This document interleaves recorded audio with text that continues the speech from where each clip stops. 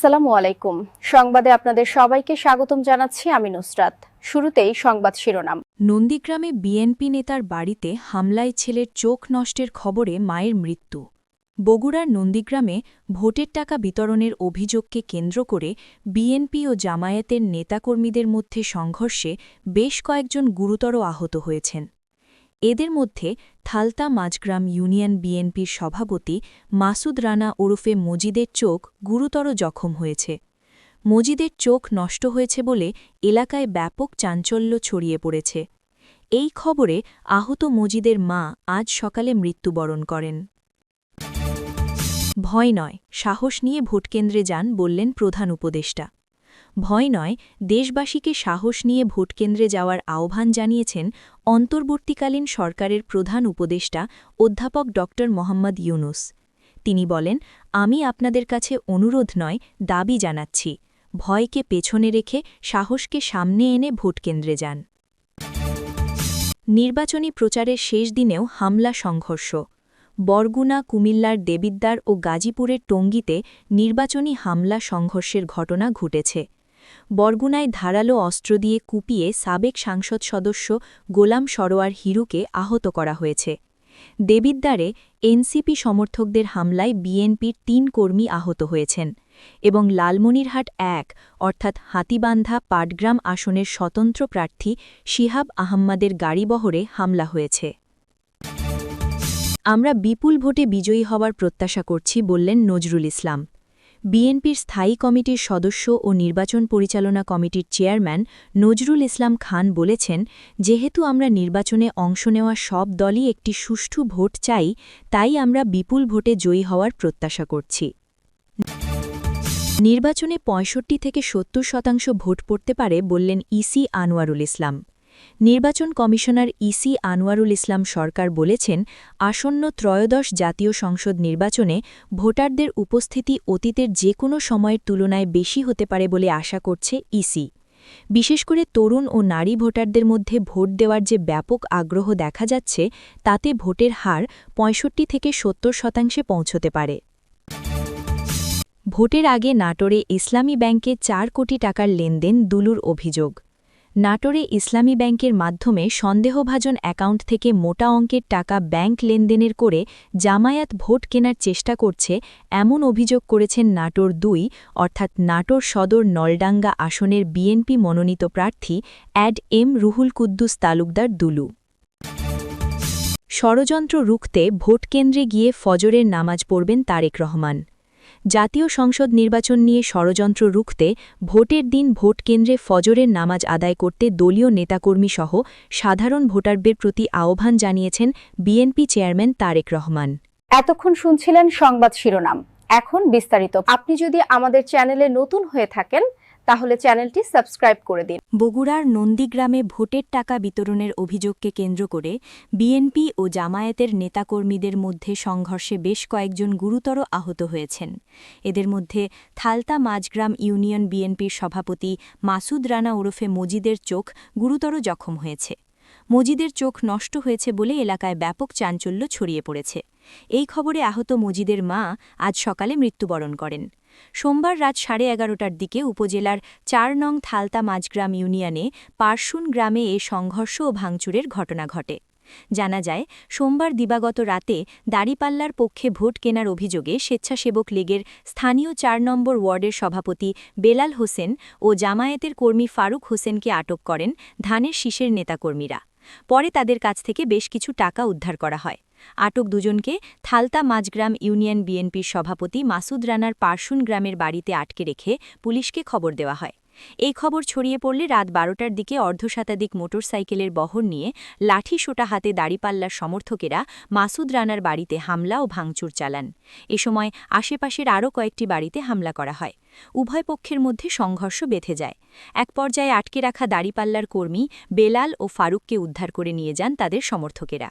এদিকে এই ঘটনার প্রতিবাদ জানিয়ে মঙ্গলবার ১০ ফেব্রুয়ারি দুপুরে বগুড়া প্রেস ক্লাবে পাল্টাপাল্টি সংবাদ সম্মেলন করেছেন বিএনপি ও জামায়াত। এ ঘটনায় জামায়াতে ইসলামীকে দায়ী করে মঙ্গলবার দুপুরে বগুড়া প্রেসক্লাবের সংবাদ সম্মেলনে বিএনপি নেতা মাসুদ রানার ছেলে কলেজ ছাত্র সিয়াম আকন্দ অভিযোগ করে বলেন, জামায়াত শিবিরের নেতাকর্মীরা মধ্যরাতে আমাদের বাড়িসহ কয়েকটি বাড়িতে হামলা ও ভাঙচুর চালান। এ সময় বাবা মা সহ বাড়ির লোকজনকে বেধড়ক মারধর করা হয়। এক পর্যায়ে জামায়াত শিবিরের নেতাকর্মীরা আমার বাবার চোখে আঘাত করেন। ভয় নয়, দেশবাসীকে সাহস নিয়ে ভোটকেন্দ্রে যাওয়ার আহ্বান জানিয়েছেন অন্তর্বর্তীকালীন সরকারের প্রধান উপদেষ্টা ড মুহাম্মদ ইউনুস। তিনি বলেন, আমি আপনাদের কাছে অনুরোধ নয়, দাবি জানাচ্ছি, ভয়কে পেছনে রেখে সাহসকে সামনে এনে ভোটকেন্দ্রে যান। আপনার একটি ভোট শুধু একটি সরকার নির্বাচন করবে না, এটি ১৭ বছরের নীরবতার জবাব দেবে, বাধাহীন ফ্যাসিবাদের জবাব দেবে, জাতিকে নতুনভাবে গঠিত করবে এবং প্রমাণ করবে এই দেশ তার তরুণ ও নারী এবং সংগ্রামী জনতার কণ্ঠ আর কোনোদিন হারাতে দেবে না। মঙ্গলবার জাতির উদ্দেশ্যে ভাষণে প্রধান উপদেষ্টা আরও বলেন, ত্রয়োদশ জাতীয় সংসদ নির্বাচন ও জুলাই জাতীয় সনদের ওপর গণভোট বাংলাদেশের ভবিষ্যৎ নির্ধারণ করবে। তিনি বলেন, এই নির্বাচন শুধু জনপ্রতিনিধি বাছাই নয়, বরং রাষ্ট্র কোন পথে এগোবে তার সিদ্ধান্ত জনগণ নেবে। প্রধান উপদেষ্টা জানান, নির্বাচন সুষ্ঠু করতে ব্যাপক নিরাপত্তা ব্যবস্থা নেওয়া হয়েছে এবং প্রথমবারের মতো প্রবাসী বাংলাদেশিরা ভোটাধিকার প্রয়োগ করছেন। গুজব ও অপপ্রচার থেকে সতর্ক থাকার আহ্বান জানিয়ে তিনি বলেন, অন্তর্বর্তী সরকার নির্বাচিত প্রতিনিধিদের কাছেই ক্ষমতা হস্তান্তর করবে, এ নিয়ে বিভ্রান্তির কোনো সুযোগ নেই।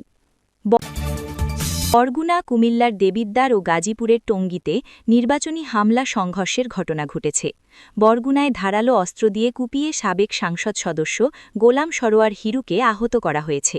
দেবিদ্বারে এনসিপি সমর্থকদের হামলায় বিএনপির ৩ কর্মী আহত হয়েছেন এবং লালমনিরহাট ১ হাতিবান্ধা পাটগ্রাম আসনের স্বতন্ত্র প্রার্থী শিহাব আহমেদের গাড়ি বহরে হামলা হয়েছে। আমাদের প্রতিনিধিদের পাঠানো খবর, বরগুনা ২ সংসদীয় বেতাগী পাথরঘাটা বামনা আসনে গতকাল সাবেক সংসদ সদস্য গোলাম সরোয়ার হিরুর ওপর একদল দুর্বৃত্ত হামলা করে গুরুতর আহত করেছে। বিকেল ৪টের দিকে বরগুনার পাথরঘাটা পৌরসভার ৯ নম্বর ওয়ার্ডে তিনি তার নিজ বাসভবনের সামনে এ হামলার শিকার হন। স্থানীয় সূত্রে জানা গেছে, দুপুরের খাবার শেষ করে গোলাম সরোয়ার হিরু প্রত্যহ কাজের উদ্দেশ্যে বাজারের উদ্দেশ্যে বাস থেকে বের হন।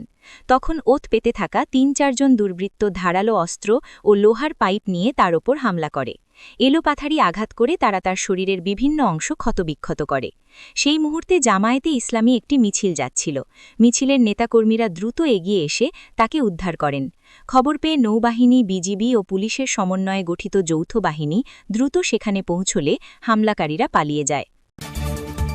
বিএনপির স্থায়ী কমিটির সদস্য ও নির্বাচন পরিচালনা কমিটির চেয়ারম্যান নজরুল ইসলাম খান বলেছেন, যেহেতু আমরা নির্বাচনে অংশ নেওয়া সব দলই একটি সুষ্ঠু ভোট চাই, তাই আমরা বিপুল ভোটে জয়ী হওয়ার প্রত্যাশা করছি।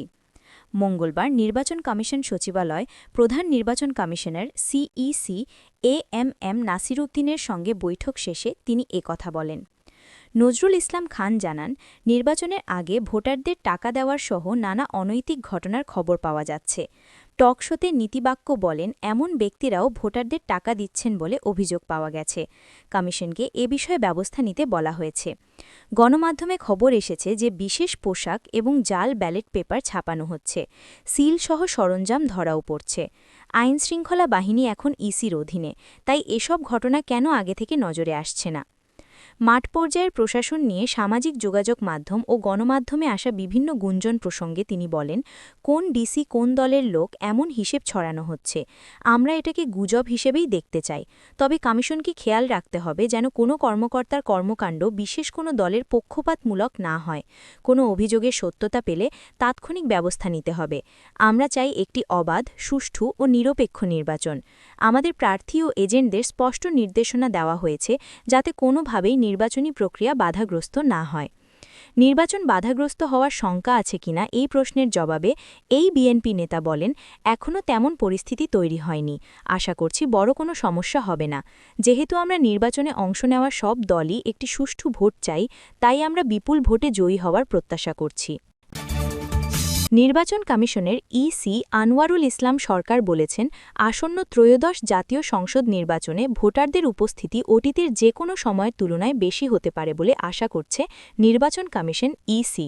বিশেষ করে তরুণ ও নারী ভোটারদের মধ্যে ভোট দেওয়ার যে ব্যাপক আগ্রহ দেখা যাচ্ছে, তাতে ভোটের হার ৬৫ থেকে ৭০% পৌঁছাতে পারে। মঙ্গলবার আগারগাঁওয়ের নির্বাচন ভবনে নিজ কার্যালয়ে সাংবাদিকদের সঙ্গে আলাপকালে তিনি এ মন্তব্য করেন। আনোয়ারুল ইসলাম বলেন, বর্তমানে দেশে মোট ভোটার সংখ্যা প্রায় ১৩ কোটি, এর মধ্যে প্রায় ৪ কোটি তরুণ ভোটার। এই বিশাল সংখ্যক তরুণকে ভোটকেন্দ্রমুখী করতে কমিশন বিশেষ উদ্যোগ নিয়েছে। এমনকি তাদের ভোটার তালিকায় অন্তর্ভুক্ত করতে নিবন্ধনের সময় ৩১ অক্টোবর পর্যন্ত বাড়ানো হয়েছিল। তিনি বলেন, তরুণ প্রজন্মের মধ্যে ভোট দেওয়ার স্পৃহা এবার অন্য যে কোনো সময়ের চেয়ে বেশি। যদি এই ৪ কোটি তরুণের একটি বড় অংশ ভোট কেন্দ্রে উপস্থিত হয়, তবে ভোট কাস্টিংয়ের হারে বড় ধরনের পরিবর্তন আসবে। মোট ১৩ কোটি ভোটারের প্রায় অর্ধেকই নারী। বিগত নির্বাচনগুলোর অভিজ্ঞতার কথা স্মরণ করিয়ে দিয়ে তিনি আরও বলেন, প্রচার প্রচারণা ও কেন্দ্রে উপস্থিতির ক্ষেত্রে নারী ভোটারদের অংশগ্রহণ ছিল চোখে পড়ার মতো। এবার সেই আগ্রহ আরও বেড়েছে বলে ধারণা করা হচ্ছে। নারী ভোটারদের এই উদ্দীপনা ভোটের দিনে বজায় থাকলে তা মোট শতাংশে বড় প্রভাব ফেলবে। নাটোরে ইসলামী ব্যাংকের মাধ্যমে সন্দেহভাজন অ্যাকাউন্ট থেকে মোটা অঙ্কের টাকা ব্যাংক লেনদেন করে জামায়াত ভোট কেনার চেষ্টা করছে, এমন অভিযোগ করেছেন নাটোর ২ নাটোর সদর নলডাঙ্গা আসনের বিএনপি মনোনীত প্রার্থী অ্যাড এম রুহুল কুদ্দুস তালুকদার দুলু। মঙ্গলবার দুপুরে বিএনপি প্রার্থী অ্যাড এম রুহুল কুদ্দুস তালুকদার দুলু তার নির্বাচনী কার্যালয়ে নাটোর শহরের আলাইপুরে সাংবাদিকদের ডেকে এসব অভিযোগ করেন।